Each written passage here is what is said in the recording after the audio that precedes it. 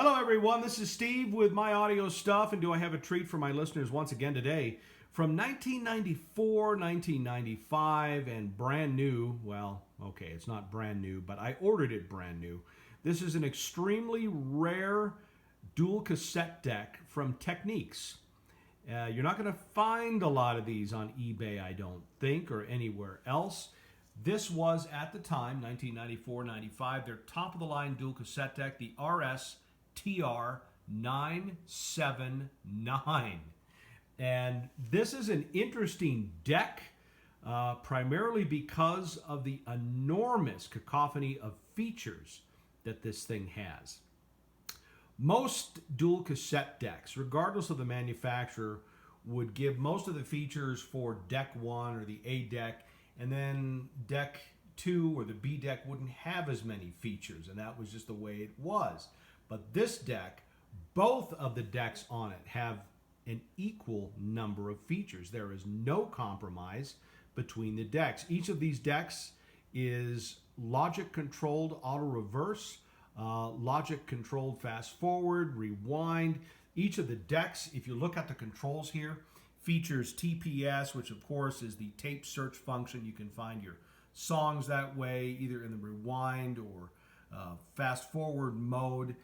Each of the decks also features a very unique feature. Other manufacturers may have had this, but Technics in particular marketed this.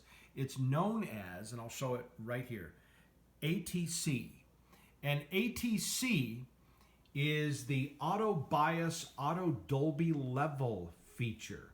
So if you don't want to get all caught up in how to bias your tape and calibrate it before you record with it, you could simply slip a tape into either of these decks and hit the ATC control. And in about 20 seconds, it would have the bias and the Dolby level correctly set for the tape. And then you could go ahead and record. If you didn't want to do that, obviously, you could just set the bias level, which is right here, manually, and then hit or miss with your Dolby. This does feature Dolby B and C. And the C setting, you know, the noise reduction is pretty adequate. It's probably in the mid-70s if you use chrome tape. So it's not bad at all. You know, that's not as quiet as a CD, but it approaches it. And this will make some pretty decent recordings. I'm still going to give my Harman Kardons the highest rating as far as recordings, particularly in the high end. This thing also features, it's kind of interesting here, and I'll go right over to the right-hand side, Dolby HX Pro. And that, of course, is the auto biasing system or variable biasing system that continually varies the bias, particularly in the high-frequency area, so that you have better high-frequency saturation on your tapes while you're recording. And this will record with normal, chrome, and metal tapes. And it'll auto-select what tape you put in, and then again, you can auto-bias these tapes with the ATC setting, and that'll also set the Dolby calibration if in fact you turn the Dolby on. So anyway, pretty interesting deck. You can see some of the other settings it has. Everything is fully logic controlled on this, from the doors themselves that open up to the auto reverse mechanisms. You can look at these up close. Obviously, these are dual Capistan models because of the auto reverse head, so it has to be able to hold the tape rock steady. I'm no great fan of dual Capistan models. A lot of stuff can go wrong with them. A lot of stuff can go wrong with your tape as well, but that's really what you have to have when you have a fully auto reverse deck. I know I got some complaints on my previous presentation on the Realistic SCT 3100 that I pronounced Capistan wrong. I've always pronounced it with the I, but I suppose that the godly pronunciation of that is Capstan. Capstan without the I, and certainly not the country bumpkin ignoramus pronunciation, which is the capule stand or something like that. So, all right, Capstan. But it's just easier. I was brought up, son, that's a Capistan. So that's just how I say it. But anyway, so this is dual Capstan on each of these decks. There really is no compromise on these decks. They are identical in what they can do. And it's really easy with this deck too. If you want to adjust the tape head on it, you can just slide this door off, and then there's some adjustment screws. You can actually see them down there. And both decks are identical. If you want to close the deck, you can either hit the close control or just touch it with your hand, and it brings it back in. The good thing about the tape mechanisms on this model is that Technics tried to gear as much of this as they could. So that's actually a good thing, because gears generally last a lot longer than belts do. Boy, what more can I say about this deck?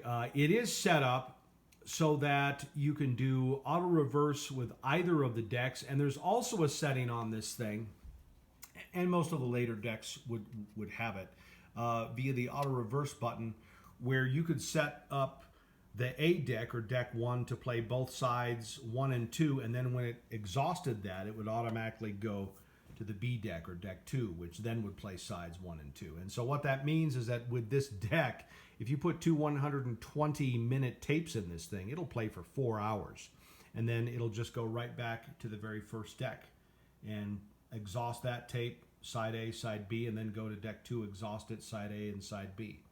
And just do that as long as you want. Another interesting feature, the SCT-3100 had this as well, is timer record. And that doesn't mean, once again, that there's a timer built into this, but if you hook up an external timer to this thing, it will automatically turn the unit on, and it will play a tape when the timer turns on. Or if you turn it to record, it'll automatically turn the unit on and record. So if you had, I don't know, an FM broadcast or something that you wanted to get at a particular time, you could just put a tape in this thing, bias it, and turn the auto record on, and then it would do that for you automatically. Other interesting features, and a lot of other decks had this too. You can see this right here. This is a duplication deck if you want it to dupe.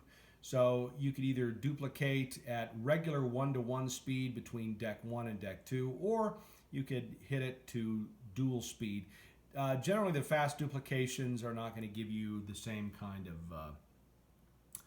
fidelity that the slower ones give you, but I guess that's just the way it is. But anyway, you would put tape 1, tape 2 in there, hit synchro start, and then depending on where you'd have that thing set, it would go ahead and duplicate your tape at the speed that you selected. You can see all the stuff for this, Dolby, the Dolby button. And just an aside here, when you record with this thing, you would first select the Dolby you wanted, either Dolby B or C, and then you'd insert the tape and hit the ATC, and then that would auto-calibrate it. And it's kind of interesting, the auto-calibration features, which are for both decks, not only calibrate the bias and the Dolby, which is actually pretty rare to do that. Most of that is just hit and miss set at the factory. They kind of have a ballpoint figure, but this also has high frequency equalization and low frequency equalization that it calibrates as well. And that's a setting that you find mostly on commercial reel-to-reels and some of the way high-end 3-head cassette decks, which actually give you tone, not just bias, but audio frequency calibration as well. So this also does that. I, of course, have opened this thing up, and really this is the first time I've ever opened this thing up. You can look at the motherboard here. One of the things that it has that I really don't like is right over here. That's an op-amp chip for the audio. This does not use discrete circuitry in the audio, and what that means is you're not really going to get the same kind of high frequency saturation in your recordings on this unit that you would, say, on a Harman Kardon unit. My Harman Kardon TR-262 is still my favorite deck. Feature-wise, though, this would definitely be my favorite deck. You can look at the tape mechanisms for this, and again, they are both identical. These are more kamikaze mechanisms, okay? I hate to say that, but they were kind of assembled at the factory and made to run for 20 and 30 years, somewhere in there, and then when they die, they die. They're very difficult to work on. In order to get at the belts and other replaceable items, you have to unsolder the motor connections. Not that that's a horrible thing. I got it, but some people might not like to do that. And then, of course, you have to take out some screws on these to replace belts and things like that. So far, I haven't really had any issues with this. I know that's going on 30 years but I probably should get the belts replaced. I just have to work up the courage to actually go into this thing and do it. You can see some more of the circuit boards for the features of this particular unit. I think overall, though, over the 30 years or 28, 29 years that I've had it, this has been a pretty reliable deck. I haven't really had a lick of problems with it. I played and record tapes, used all the functions and things like that. And this thing has held up reasonably well. On the back part of it, this has a feature that most cassette decks don't have, and that is an extra plug. Look at that. And it's fully polarized, so I guess if you wanted to plug in another deck, maybe that's what that's for, because you could use the synchro edit feature. I think that might be for other decks you would plug in this thing. I've never used it. Or maybe an EQ, whatever. You could definitely do that. So the switched or unswitched outlet which you plug this into on your receiver or integrated amplifier is duplicated right here. So that's a decent feature. You can look elsewhere here. The remote control, Technics did offer a remote for this thing, a wired remote. I never used it, never ordered it, but I guess it would have, I gather, the same functions that the front panel on this thing would have. And then, of course, your standard line in and line out jacks on the back for plugging this thing in. Scale of 1 to 10, I'd probably give this thing about an 8. The only thing it really lacks on would probably be some of the upper frequency saturation capabilities. Even with Dolby HX Pro, the discrete or non-discrete circuitry kind of hinders some of that. But if you're looking for a deck that would, that is overall good in pretty much every area, this would be it. But I wish you luck on finding one of these. Again, this is a rare deck. I don't think there were a lot of them made. I don't think a lot of people ordered them. But this was the very top of the line for the dual cassette decks on the Technics line back about 1994, 95. And that's about all I have to say. If you're interested, check out my other site, A Father's Devotions. This is Steve with My Audio Stuff. God bless you all.